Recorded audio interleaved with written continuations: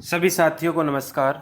मैं कुलदीप कुमावत स्वागत करता हूं आपका अपने ही यूट्यूब चैनल के स्टडी सेंटर पर। साथियों, एनटीए नेट का जो पाठ्यक्रम है उसी सिलसिले में आज अपन उपस्थित हुए हैं। उस पाठ्यक्रम को आगे बढ़ाते हैं। आज अपन बात करने जा रहे हैं फणीश्वर नाथ रेणुकृत लाल पान की बेगम कहानी की समीक्षा एवं संपूर्ण अध्ययन करेंगे। इसके साथ ही जो लेखक हैं उनकी जो रचनाएं हैं उन सभी रचनाओं के बारे में इस वीडियो के माध्यम से जानने का प्रयास करेंगे। साथियों, इससे पहले नेट के पाठ्यक्रम के जो नाटक हैं, कहानियां हैं, इसके अलावा आदिकाल के कुछ वीडियो हैं, रामचंद्र शुक्ल के कथन हैं, यह मैंने अपने चैनल पर अपलोड कर दिए हैं। आप जाकर के देख सकते हैं। यह जो छायाचित्र है वह लेखक फणीश्वर नाथ रेणु का है। दोस्तों, अगर आप मेरे YouTube चैनल पर नए हैं, सब्सक्राइब करें, लाइक करें, कमेंट करें, शेयर करें और अपनी प्रतिक्रिया देना ना भूलें। कोई भी आपके मन में डाउट है, किसी तरह का कोई संशय है तो कमेंट बॉक्स में अपनी राय जरूर देवें। चलते हैं ज़्यादा समय न लेते हुए लाल पान की बेगम की तरफ। सबसे पहले फणीश्वर नाथ रेणु का परिचय और रचनाओं की चर्चा करें तो 1921 में इनका जन्म हुआ और 1977 में इनकी मृत्यु। ओराही हिंगना गांव है, एक पूर्णिया जिले का गांव है, बिहार में है, यहाँ इनका जन्म है। साथियों, आंचलिक उपन्यासकार कथाकार के रूप में प्रसिद्ध फणीश्वर नाथ रेणु की रचनाएं उपन्यास में मेला आंचल बहुत प्रसिद्ध उपन्यास है, 1954 में लिखा गया। प्रति परिकथा 1957, दीर्घतपा 1963, जुलूस 1965, कितने चौराहे 1966, पलटू बाबा रोड 1979। इसके अलावा कहानी संग्रह ठुमरी 1959, आदिम रात्रि की महक 1967, अग्निखोर 1973 और अच्छे आदमी, ये इनके कहानी संग्रह है। अच्छे आदमी जो कहानी संग्रह है वह संपादित कृति है। इसके अलावा रिपोर्ताज में ऋण जल धन जल 1975 बहुत महत्वपूर्ण, नेपाली क्रांति कथा 1978, श्रुत अश्रुत पूर्व 1984, एकलव्य के नोट्स 1984। इसके अलावा प्रथम कहानी बट बाबा 1944 में विश्वामित्र पत्रिका में प्रकाशित हुई थी। बट बाबा ध्यान रखना। इसके अलावा अंतिम कहानी भित्ति चित्र की मयूरी। लाल पान की बेगम की चर्चा करते हैं। 1957 में लिखी गई भावात्मक शैली में लिखी गई एक आंचलिक कहानी है। पात्र हैं इसके बिरजू की माँ लाल पान की बेगम, जो इसमें नायिका के रूप में है, जो पूरे गांव में लाल पान की बेगम के रूप में मशहूर है। कौन? बिरजू की माँ। मखनी फुआ बुआ है, लेकिन यहाँ मखनी आंचलिक शब्दों का प्रयोग किया गया है, इसके कारण से मखनी फुआ कहा गया है। जंगी की पुतोहू मतलब जो पुत्र जो होता है उसकी बहू। चंपिया बिरजू की बहन है, उम्र है 10 वर्ष। चंपिया और बिरजू भाई बहन है, ध्यान में रखना। बिरजू है, चंपिया का भाई है, उम्र 7 वर्ष। बिरजू का बाप राधे की बेटी सुनरी, ये इसके मुख्य पात्र हैं। ठुमरी कहानी संग्रह में संकलित लाल पान की बेगम सन 1956 की कहानी है। इलाहाबाद से प्रकाशित कहानी पत्रिका, साथियों ये ध्यान में रखना, कहानी पत्रिका के जनवरी 1957 के अंक में यह प्रकाशित हुई थी। यह मैंने ऊपर भी दे दिया 1957, यहाँ भी दिया, 2 बार दिया 1957, ध्यान में रखना विशेष रूप से। फणीश्वर नाथ रेणु ने अपनी चर्चित कहानी लाल पान की बेगम में स्त्री सशक्तिकरण की मिसाल पेश की है। किसके माध्यम से? बिरजू की माँ जो लाल पान की बेगम के नाम से प्रसिद्ध है। इस कहानी में उन्होंने बताया था कि स्त्रियां भी अपनी जिंदगी को अपनी शर्तों पर जीना चाहती हैं, वह आत्मसम्मान चाहती हैं। पर्दे की प्रथा हो या ऐसी कोई भी कुप्रथा हो, उन्हें गुलामों सा जीवन जीने पर मजबूर करती है वह अब उन्हें स्वीकार्य नहीं। जो बिरजू की माँ के माध्यम से इस कहानी में स्वाभिमान आत्मसम्मान की भावनाओं को मुखरित किया गया है। कहानी की नायिका बिरजू की माँ एक सशक्त महिला है जिसके अनेक सपने होते हैं, अनेक लालसाएं होती है। वह दुनिया को अपनी निगाहों से देखना चाहती है। और कहती भी है कि कोल्हू के बैल की तरह जीवन गुजार दिया, खटकर, लेकिन कभी एक पैसे की जलेबी भी बिरजू के बप्पा ने लाकर नहीं दी। कि मैंने अपना पूरा जीवन गुजार दिया घर परिवार के चक्कर में, लेकिन बिरजू के बप्पा ने मुझे आज तक कुछ भी नहीं ला कर दिया, क्योंकि वह भी अपना जीवन आत्मसम्मान के साथ बिताना चाहती थी। वहीं दूसरी ओर बिरजू का पिता नाटक में दब्बू इंसान के रूप में दिखता है, जो अपनी इच्छाओं को हमेशा दबा कर रखता है। सरल सहज व्यक्तित्व वाला बिरजू का पिता मजदूरी कर किसी तरह से परिवार का गुजर बसर करता है। वहीं बिरजू की माँ एक आधुनिक नायिका है। साथियों, ये एक तरह से सारांश है नायक कहानी का। आधुनिक नायिका है जो समाज और परिवार में तारतम्य बनाते हुए सबको साथ लेकर चलने वाली दबंग नारी है। बिरजू की माँ वैचारिक विरोधियों को भी जरूरत पड़ने पर मदद करने से पीछे नहीं हटती और अपनी उदारता का परिचय देती है। मतलब वह अन्य स्त्रियों की भी क्या करती है, सहायता करती है। एक स्त्री भी अपने जीवन को अपने इच्छा और अपनी शर्तों पर जीना चाहती है। स्त्री भी आत्मसम्मान चाहती है। ऐसी कोई भी कुप्रथा या कुरीति स्त्री को स्वीकार्य नहीं जो उसके आत्मसम्मान को ठेस पहुंचाए। कहानी पुंज प्रकाश ने इस कहानी का क्या किया है, नाट्य रूपांतरण भी किया है। कैसा रूपांतरण? नाट्य रूपांतरण, जिसे सन 2017 में शारदा सिंह के निर्देशन में पटना के कालिदास रंगालय में मंचित किया गया। शीर्षक की बात करें कि इसका शीर्षक लाल पान की बेगम क्यों रखा गया, तो उसमें देखते हैं कि लाल पान की बेगम के अनुसार ताश के 52 पत्ते होते हैं। जैसे लाल पान की बेगम एक ताश जो होते हैं उस 52 पत्तों से एक पत्ता होता है और एक साल में 52 सप्ताह होते हैं। इसमें भारत की 4 ऋतुएं भी जोड़ ली जाए, इसी के आधार पर ताश का निर्माण किया गया है। ताश खेलने वाले इस बात को बखूबी जानते हैं कि ताश के पत्तों के 4 प्रकार होते हैं, पान, चिड़ी, ईंट और हुक्म। इसके आधार पर जिंदगी के 4 रंग माने गए हैं, पहला बादशाह, दूसरा बेगम, तीसरा इक्का और चौथा गुलाम। हम यहाँ बेगम पर अपनी बात को केंद्रित करते हैं। इसमें भी सिर्फ लाल पान की बेगम पर, काला पान की बेगम पर नहीं। ऐसा कहा गया है कि जो व्यक्ति बेगम, लाल पान की बेगम की बात हो रही है, को अधिक महत्व देता है वह समन्वयवादी, सुधारवादी और आशावादी होता है। कि लाल पान की बेगम को जो महत्व देता है वह समन्वयवादी, सुधारवादी और आशावादी होता है। लाल पान के स्वभाव वाले व्यक्ति के अंदर भावना, प्यार तथा विनम्रता होती है। कहानी यहाँ से चालू होती है। देखो कहानी साथियों, पूरा वीडियो जरूर देखें, तभी ये कहानी अच्छे से समझ में आएगी। क्यों बिरजू की माँ नाच देखने नहीं जाएगी क्या? बिरजू की माँ शकरकंद उबालकर बैठी मन ही मन कूद रही थी अपने आंगन में। 7 साल का लड़का बिरजू शकरकंद के बदले तमाचे खाकर आंगन में लोट पोट कर सारी देह में मिट्टी मल रहा था। 7 साल का लड़का है बिरजू, 7 साल का लड़का बिरजू। बिरजू यहाँ पर मुख्य पात्र तो नहीं कह सकते, लेकिन बिरजू को केंद्र में रखा गया है क्योंकि बिरजू की माँ, बिरजू का पिता, बिरजू की बहन चंपिया के सिर भी चुड़ैल मंडरा रही है। आधे आंगन धूप रहते जो गई है, सवाहन की दुकान छोआ गुड़ लाने सो अभी तक नहीं लौटी, दिया बाती की बेला हो गई। आंचलिक कहानी है, क्षेत्रीय शब्द इसके अंतर्गत अंचल विशेष के शब्दों का प्रयोग अधिक हुआ है। आज लौट के जरा, बागड़ बकरे की देह में कुकुर माछी लगी थी, इसलिए बेचारा बागड़ रह रहकर कूंद फांद कर रहा था। बिरजू की माँ बागड़ पर मन का गुस्सा उतारने का बहाना ढूंढकर निकाल चुकी थी। पिछवाड़े की मिर्च की फूली गाज, बागड़ के सिवा और किसने कलेवा किया होगा? बागड़ को मारने के लिए वह मिट्टी का छोटा ढेला उठा चुकी थी कि पड़ोसी मखनी बुआ, ध्यान रखना मखनी बुआ की पुकार सुनाई पड़ी। क्यों बिरजू की माँ नाच देखने नहीं जाएगी क्या? मतलब ये कथन जो है, ऊपर वाला जो कथन है वह किसका है? मखनी फुआ का है। बिरजू की माँ के आगे नात और पीछे पगैया न हो तब न हुआ। मतलब उसे दिन में कई काम रहते हैं।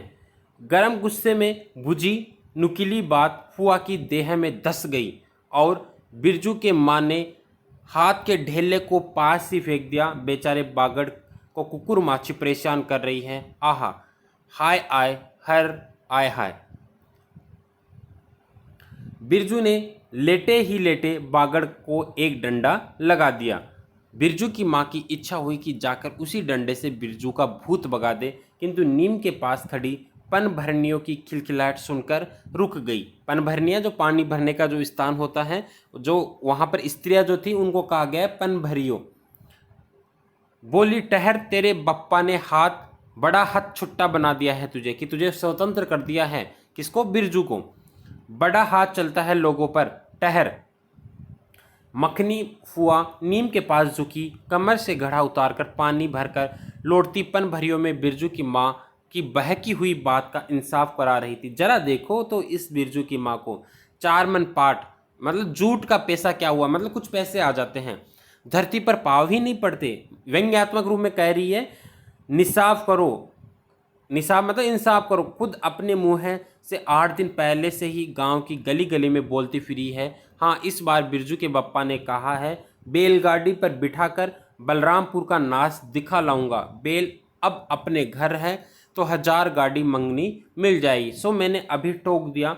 नाच देखने वाली सब तो ओन पोन कर तैयारी हो रही है, रसोई पानी कर रहे हैं, मेरे मुंह में आग लगी, क्यों मैं टोकने गई? सुनती हो क्या जवाब दिया बिरजू के माँ ने। मतलब एक मेला देखने जाने का दृश्य है और एक गाड़ी में सारा वृत्तांत घूमता है। मखनी भुआ ने अपने पोपले मुंह के होठों को एक ओर मोड़कर ऐंठती हुई बोली, निकाली। ऐंठती हुई बोली, निकाली। अरे हाँ हाँ, बिरजू की मैया के आगे नाथ और पीछे पगैया ना हो तब ना आ, ऐसे कुछ वह बोलती हैं। जंगी की पुतोहू बिरजू की माँ से नहीं डरती। जंगी की पुतोहू मतलब पौत्र की बहू, वह जरा गला खोलकर ही कहती है, फुआ, सर्वे सेटलमेंट के हाकिम के बादशाह पर फूल छाप किनारी वाली साड़ी पहनकर तू भी भट्टा की भेंटी चढ़ाती तो तुम्हारे नाम से भी 2-3 बीघा धनहर जमीन का पर्चा कट जाता है। कि तुम भी हाकिम के पास फूल वाली किनारी छापी साड़ी पहन के जाती तो तेरे पास भी खूब जमीन होती। फिर तुम्हारे घर भी आज 10 मन सोना बंग पाठ होता, जोड़ा बैल खरीदता, फिर आगे नाथ और पीछे सैकड़ों पगैया झूलती, कि तू भी व्यस्त रहती।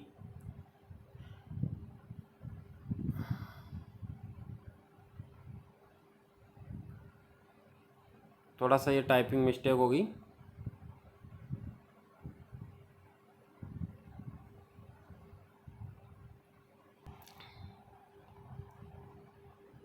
जंगी की पुतहू मुँह चोर है, रेलवे स्टेशन के पास की लड़की है, 3 ही महीने हुए गोने की नई बहू होकर आई है। गोने मतलब विवाह के बाद में जो रस्म होती है वह कहलाता है गोना, जिसके बाद में वह ससुराल में आकर रहने लगती है। और अभी 3 महीने हुए हैं और सारे कुरमा टोली की सभी झगड़ालू सासों से एकाध मोर्चा ले चुकी है। मतलब जो पानी भरने वाली स्त्रियां हैं उन सभी से लड़ चुकी है।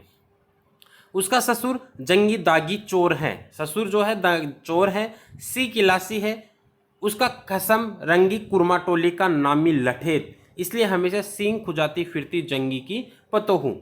बिरजू की माँ के आंगन में जंगी की पतोहू की गला खोल बोली गुलेल की गोलियों की तरह दंदनाती हुई आई थी। बिरजू की माँ ने एक तीख जवाब खोज कर निकाला, लेकिन मन महसूस कर रह गई, गोबर की ढेरी में कौन ढेला फेंके। जीभ के झाल को गले में उतारकर बिरजू की माँ ने अपनी बेटी चंपिया को आवाज दी, अरे चंपिया, या आज लौटे तो तेरी मुंडी मरोड़ कर चूल्हे में झोंकती हूँ। दिन दिन बेचाल होती जा रही है। बेचाल मतलब बुरी चाल वाली। गांव में तो अब थिएटर बेस्कोप का गीत गाने वाली पतूरिया पतोहू सब आने लगी है। कहीं बैठक बाजे न मुरलियाँ सीख रही होगी हरजाई। अरे चंपिया, जंगी की पतोहू ने बिरजू की माँ की बोली का स्वाद लेकर कमर पर घड़े को संभाला और मटक कर बोली, चल दीदिया चल, इस मोहल्ले में लालपान की बेगम बसती है। लालपान की बेगम, ध्यान में रखना, नहीं जानती दोपहर दिन और चौपहर रात बिजली की बत्ती भक भक कर जलती है। भक भक बिजली बत्ती की बात सुनकर न जाने क्यों सभी खिलखिलाकर हंस पड़ी। फुआ की टूटी हुई दंत पंक्तियों के बीच से एक मीठी गाली निकली, शैतान की नानी। बिरजू की माँ आंखों पर मानो किसी ने तेज टॉर्च की रोशनी डालकर चौंधिया दिया, भक भक बिजली बत्ती। 3 साल पहले सर्वे के बाद गांव की जलहनडाई औरतों ने एक कहानी गढ़ के फैलाई थी। चंपिया की माँ के आंगन में रात भर बिजली बत्ती भुगभुगाती थी। चंपिया की माँ के आंगन में नाक वाले जूते की छाप घोड़े की टाप की तरह जलो जलो और जलो। चंपिया की माँ के आंगन में चांदी जैसे पाट सूखते देखकर जलने वाली सब औरतें खलिहान पर सोनोली धान के बोझों को देखकर बैंगन का भुर्ता हो जाएगी। मिट्टी के बर्तन से टपकते हुए छोवा गुड़ की अंगुली से चाटती हुई चंपिया आई। चंपिया उसकी पुत्री, और माँ के तमाचे खाकर चीख पड़ी, मुझे क्यों मारती है? ए सौवाइन जल्दी से सौदा नहीं देती। ए कि सौवाइन मतलब जो जहाँ राशन या कुछ सामग्री खरीदी जाती है। सौवाइन जल्दी सौदा नहीं देती कि नानी। एक सौवाइन की दुकान पर मोती झरते हैं जो झड़ गाड़ कर बैठी हुई थी।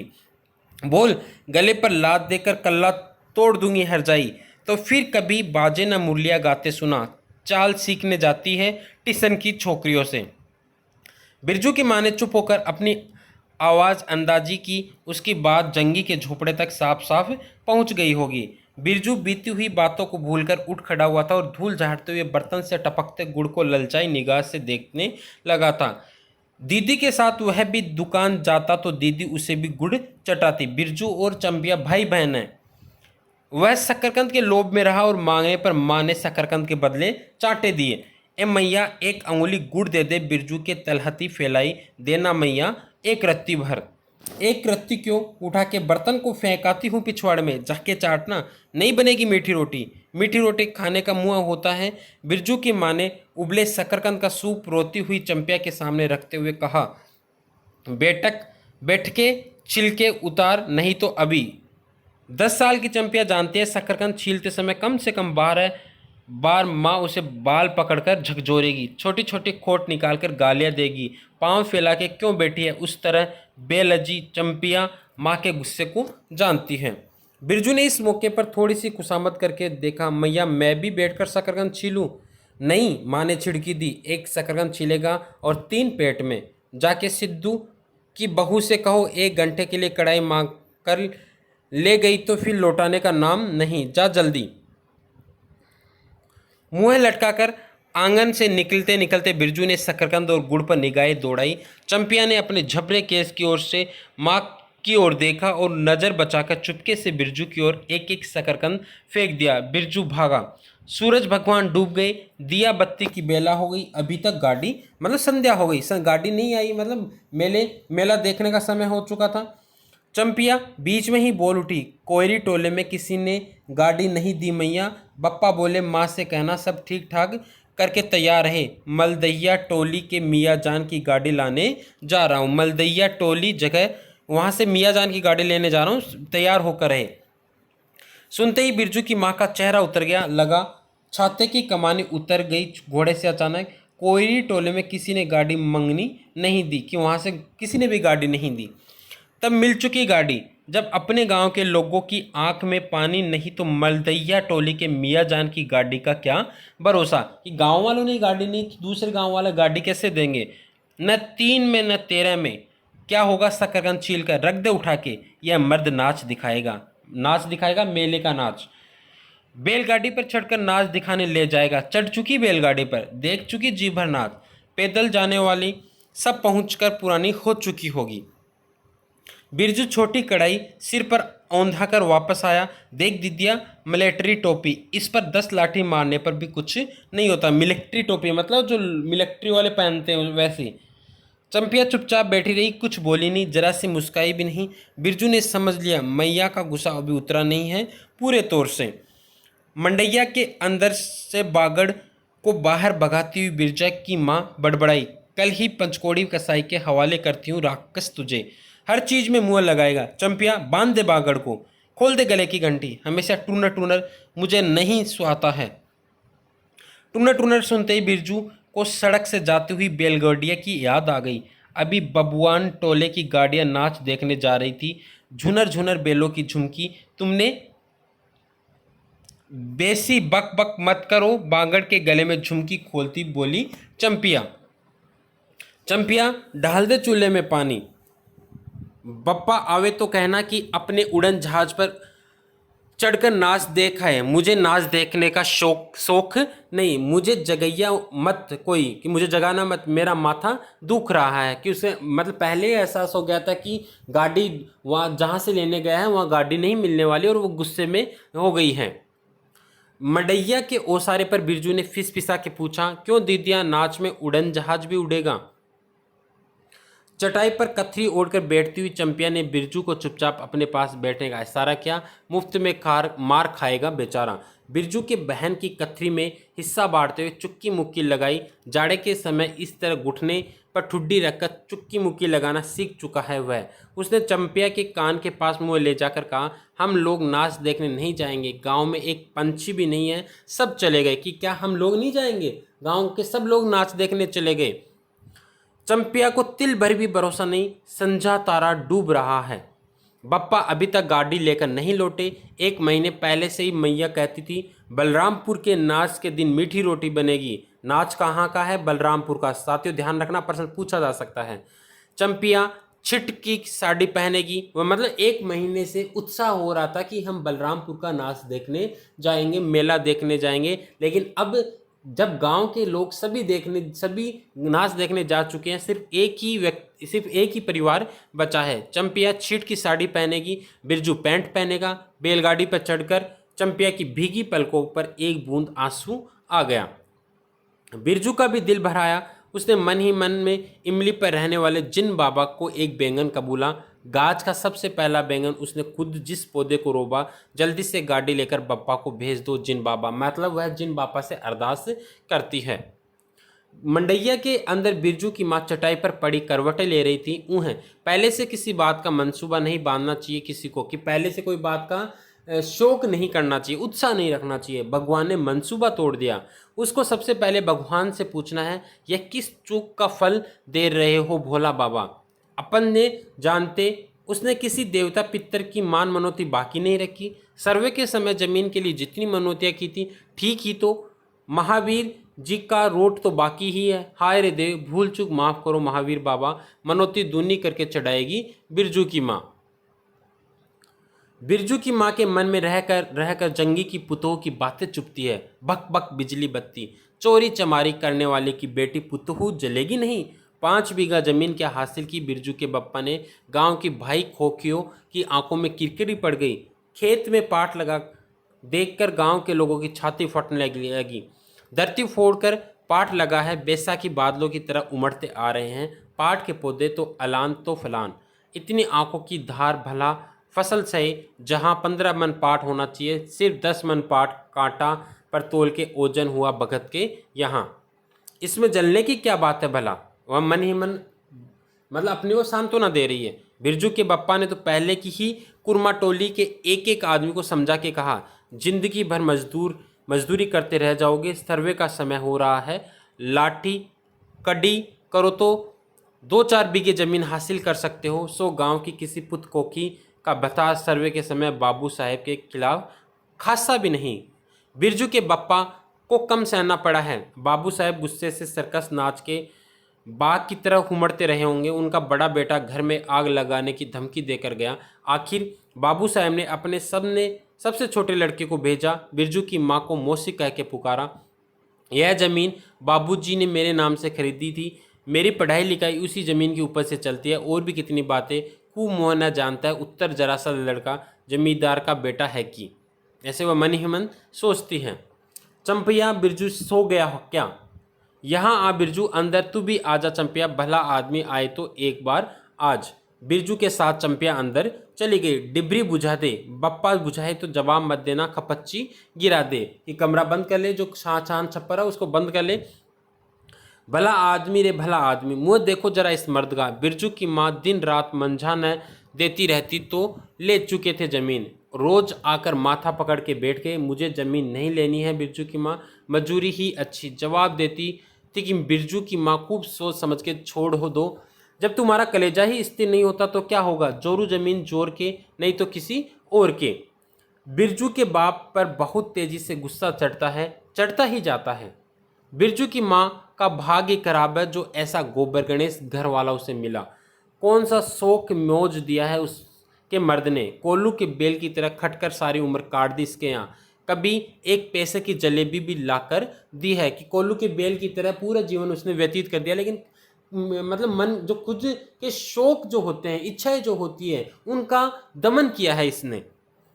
उसके कसम ने पाट का दाम भगत के यहाँ से लेकर बाहरी बार बेल हट्टा चले गए। बिरजू की माँ को एक बार नमरी लोट देखने भी नहीं दिया आंख से। बेल खरीद लाए। उसी दिन से गांव में ढिंडोरा पीटने लगे। बिरजू की माँ इस बार बैलगाड़ी पर चढ़कर जाएगी नाच देखने, दूसरे की गाड़ी के भरोसे नाच दिखाएगा।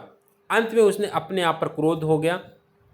वह खुद भी कुछ कम नहीं, उसकी जीभ में आग लगे। बैलगाड़ी पर चढ़कर नाच देखने की लालसा किसी कुछ समय में उसके मुंह से निकली थी, कि उसके बैलगाड़ी पर नाच देखने की जो अभिलाषा थी वह बुरे समय में ही निकली थी, मतलब अपने आप को वह दोषी बता रही है।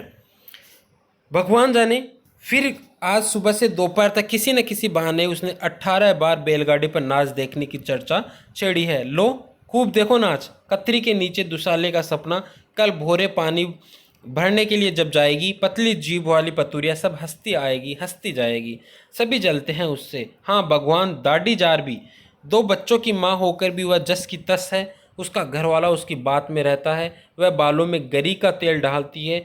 उसकी अपनी ज़मीन है किसी के पास एक घूर ज़मीन भी अपने इस गांव में जलेंगे नहीं। 3 बीघे धान लगा हुआ है अगहनी, लोगों की बिखटीट से बचे तब तो। बाहर बेलों की घंटियां सुनाई पड़ी। तीनों सतर्क हो गए, उत्कीर्ण होकर सुनते रहे।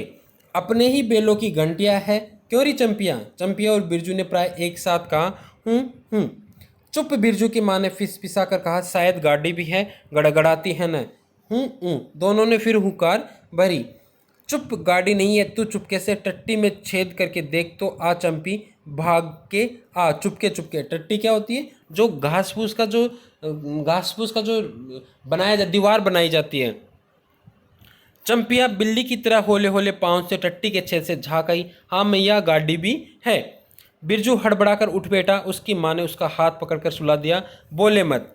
चंपिया भी गुदड़ी के नीचे घुस गई। बाहर बैलगाड़ी खोलने की आवाज़ हुई। बिरजू के बाप ने बैलों को जोर से डांटा। हाँ, आ गए घर आने के लिए छाती फटी जाती थी। बिरजू की माँ ताड़ गई। जरूर मलदैया टोली में गांजे की चिलम चढ़ रही थी। आवाज़ तो बड़ी खनखनाती हुई निकल रही थी कि गांजा पीकर आया होगा। चंपिया हैं? बाहर से पुकार कर कहा उसके बाप ने। बैलों को घास दे दे चंपिया। अंदर से कोई जवाब नहीं आया। चंपिया के बाप ने आंगन में आकर देखा तो न रोशनी, न चिराग, न चूल्हे में आग। बात क्या है? नाच देखने उतावली होकर पैदल ही चली गई क्या? बिरजू के गले में खसखसाहट हुई और उसने रोकने की पूरी कोशिश भी की, लेकिन खांसी जब शुरू हुई तो 5 मिनट तक वह कांसता रहा। बिरजू बेटा, बिरजमोहन, बिरजू के बाप ने पुचकार कर बुलाया। मैया गुस्से के मारे सो गई क्या? अरे अभी तो लोग जा ही रहे हैं। बिरजू की माँ को मन में आया कि कसकर जवाब दे, नहीं देखना है नाच, लौटा दो गाड़ी। चंपिया हैं? उठती क्यों नहीं? ले, धान की पत सीख रख दे। धान की बालियों का छोटा सा जब्बा झोपड़े के ओसे में रखकर उसने कहा, दिया बालो, ये दिया जलाओ। बिरजू की माँ उठकर ओसारे पर आई। 1:30 पहर रात को गाड़ी लाने की क्या जरूरत थी? नाच तो अब खत्म हो रहा होगा। डिबरी की रोशनी में धान की बालियों का रंग देखते ही बिरजू के माँ के मन का सब मेल दूर हो गया। धानी रंग उसकी आंखों से उतरकर रोम रोम में घुल गया। नाच अभी शुरू भी नहीं हुआ होगा। अभी अभी बलरामपुर के बाबू के संपनी गाड़ी मोहनपुर होटल बंगला से हाकिम साहब को लाने गई है। इस साल आखिरी नाच है। 25 टट्टी में खोज दे अपने खेत का। अपने खेत का? हुलसती हुई बिरजू की माँ ने पूछता। पक गए धान? हुलसती हुई प्रश्न होती हुई। नहीं, 10 दिन में अगहन चढ़ते चढ़ते लाल होकर झुक जाएंगे। अगहन मतलब अगहन का महीना आएगा तब वह पक जाएगी फसल। सारे खेत की बालियां मलदैया टोली पर जा रहा था। अपने खेत में धान देखकर आंखें जुड़ा गई। सच कहता हूँ, 25 तोड़ते समय उंगलियां कांप रही थी मेरी। बिरजू ने धान की एक बाल से एक धान लेकर मुंह में डाल लिया और उसके माँ ने हल्की डांट दी। कैसा लुक्कड़ है रे तू? इन दुश्मनों के मारे कोई नेम धर्म बचे? क्या हुआ, डांटती क्यों हैं? नवान के पहले ही नया धान जूठा दिया, देखते नहीं? अरे इन लोगों का सब कुछ माफ़ है। चिरई चुरमुन है ये लोग, दोनों के मुंह में नवान के पहले नया अन्न न पड़े।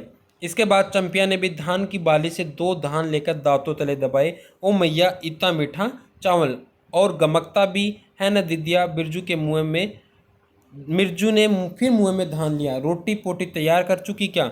बिरजू के बाप ने मुस्कुराकर पूछा। नहीं, मान भरे सुर में बोली बिरजू की माँ। जाने का ठीक ठिकाना नहीं और रोटी बनाती? वाह, खूब हो तुम लोग। जिसके पास बैल है उसे गाड़ी मंगनी नहीं मिलेगी क्या? कि बैल है तो गाड़ी तो मिल ही जाएगी। गाड़ी वालों को भी कभी बैल की जरूरत होगी? पूछूंगा तब कोयरी टोला वालों से। ले जल्दी से रोटी बना ले, देर नहीं होगी। अरे टोकरी भर रोटी तो तू पलक मारते बना देती है। 5 रोटियां बनाने में कितनी देर लगेगी? अब बिरजू की माँ के होठों में मुस्कुराहट खुलकर हिलने लगी। उसने नज़र बचाकर देखा, बिरजू का बप्पा उसकी ओर एकटक निहार रहा है। चंपिया और बिरजू न होते तो मन की बात हंसकर खोलने में देर न लगती। चंपिया और बिरजू ने एक दूसरे को देखा और खुशी से उनके चेहरे जगमगा उठे। मैया बेकार गुस्सा हो रही थी न। चंपी जरा घेल सार में खड़ी होकर मखनी फुआ को आवाज़ दे, तो कि मखनी बुआ को आवाज़ दे। मखनी बुआ, ए बुआ सुनती हो? फुआ मैया बुला रही हैं। बुआ ने कोई जवाब नहीं दिया, किंतु उसकी बड़बड़ाहट स्पष्ट सुनाई दी। हाँ, अब फुआ को क्यों गुहारती है? सारे टोले में बस एक फुआ ही तो बिना नात पगैया वाली है, कि उसी के पास तो कुछ भी नहीं है। अरे बुआ, बिरजू की माँ ने हंसकर जवाब दिया। उस समय बुरा मान गई थी क्या? नात पगैया वाली को आकर देखो, दोपहर रात में गाड़ी लेकर आया है। आ जाओ फुआ, मैं मीठी रोटी पकाना नहीं जानती। फुआ खांसती खांसती आई। इसी के घड़ी पहर दिन रहते ही पूछ रही थी कि नाच देखने जाएगी क्या? कहती तो मैं पहले ही अपनी अंगीठी यहाँ सुलगा जाती। बिरजू की माँ ने फुआ को अंगीठी दिखला दी और कहा, घर में अनाज दाना वगैरह तो कुछ है नहीं, एक बागड़ है और कुछ बर्तन बासन, सो रात भर के लिए यहाँ तंबाकू रख जाती हूँ। अपना हुक्का ले आई हो ना बुआ?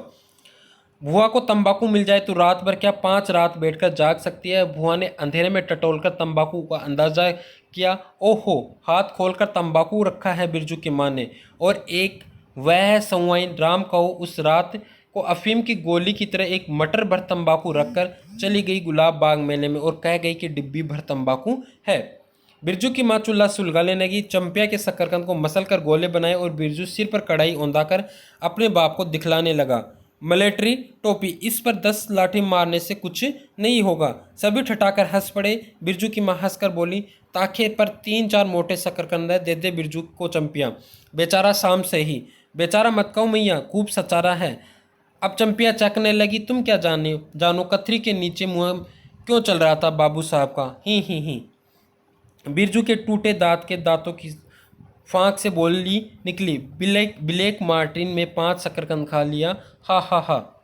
सभी फिर ठठाकर हंस पड़े। बिरजू की माँ ने फुआ का मन रखने के लिए पूछा, 1 कनवा गुड़ है, आधा दो फुआ?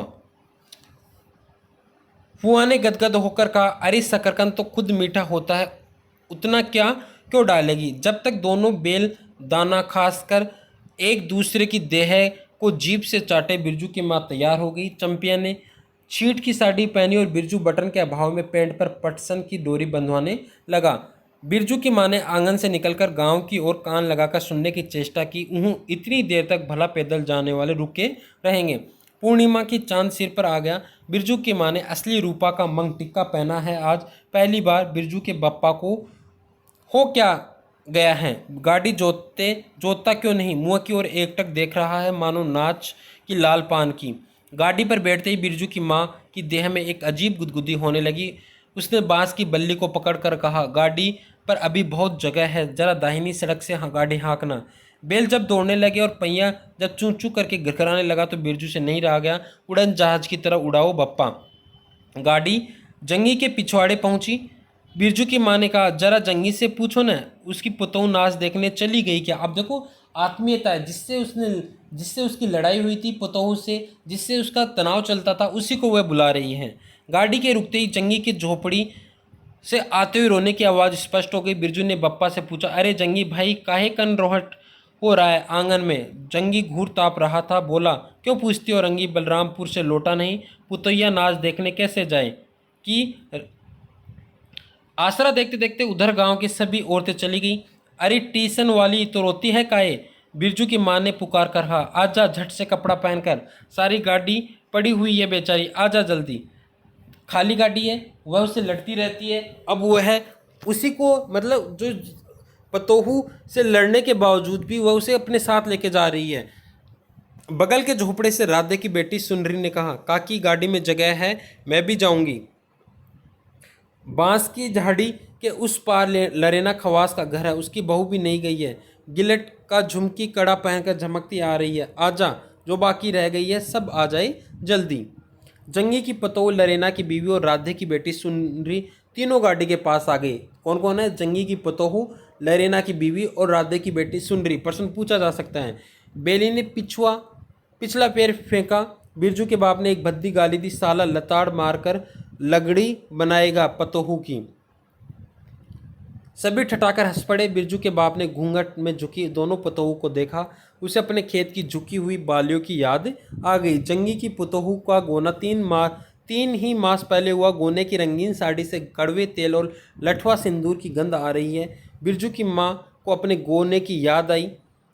उसने कपड़े की गठरी से 3 मीठी रोटियां निकाल कर कहा, खा ले एक एक करके, सिमरा के सरकारी कूप में पानी पी लेना। गाड़ी गांव से बाहर होकर धान के खेतों के बगल से जाने लगी। चांदनी कार्तिक की खेतों से, कार्तिक का महीना ऐसा, ध्यान सुना। खेतों में धान के झरते फूलों की गंध आती है। बांस की झाड़ी में कहीं दुद्धि की लता फूली है। जंगी की पतों ने एक बीड़ी सुलगा कर बिरजू की माँ की ओर बढ़ाई। बिरजू की माँ को अचानक याद आई, चंपिया, सुनरी, लरेना की बीवी और जंगी की पतोह, ये चारों ही गांव में बेसकोप का गीत गाना जानती है खूब। गाड़ी की लीक धन खेतों के बीच होकर गई। चारों ओर गोने की साड़ी खसखसाहट जैसी आवाज़ होती है। बिरजू की माँ के माथे के मंग टिके पर चांदनी छिटकती है। अच्छा, अब एक बेस्कोप का गीत गा तो चंपिया, डरती है काहे, जहाँ भूल जाओगी बगल में मास्टरनी बेटी ही है। दोनों पुतोहू ने तो नहीं, किंतु चंपिया और सुनरी ने खकार कर गला साफ किया। बिरजू के बाप ने बैलों को ललकारा, चल भैया और जरा जोर से गा रे चंपिया, नहीं तो मैं बैलों को धीरे धीरे चलने को कहूँगा। जंगी की पतोहू ने चंपिया के कान के पास घूंघट ले जाकर कुछ कहा और चंपिया ने धीमे से शुरू किया, चंदा की चांदनी। गीत चालू करती हैं। बिरजू की गोद में लेकर बैठी उसकी माँ की इच्छा हुई कि वह भी साथ साथ गीत गाए। बिरजू की माँ ने जंगी की पुतोहू को देखा, धीरे धीरे गुनगुना रही है, वह भी कितनी प्यारी पुतोहू है। कोने की साड़ी से एक खास किस्म की गंधी निकलती है। ठीक ही तो कहा उसने, बिरजू की माँ बेगम है, लाल पान की बेगम। यह तो कोई बुरी बात नहीं, हाँ वह सचमुच लाल पान की बेगम है। बिरजू की माँ ने अपनी नाक पर दोनों आंखों को केंद्रित करने की चेष्टा करके अपने रूप की झांकी ली। लाला साड़ी की झिलमिल किलारी, मंग टिक्का पर चांद। बिरजू की माँ के मन में अब और कोई लालसा नहीं, उसे नींद आ रही है। बहुत ही शानदार कहानी साथियों। इस तरह अपन देखते हैं कि जो बिरजू की माँ है, जिससे जो स्त्रियाँ लड़ती थी, उन्हीं स्त्रियों को वो अपने साथ रखती है, उनके साथ अपनत्व के भाव रखती है, आत्मसम्मान की भावना है। इस तरह से वह अपना, इस तरह से बिरजू की माँ को इस कहानी में केंद्र में रखा गया है नायिका के रूप में। धन्यवाद।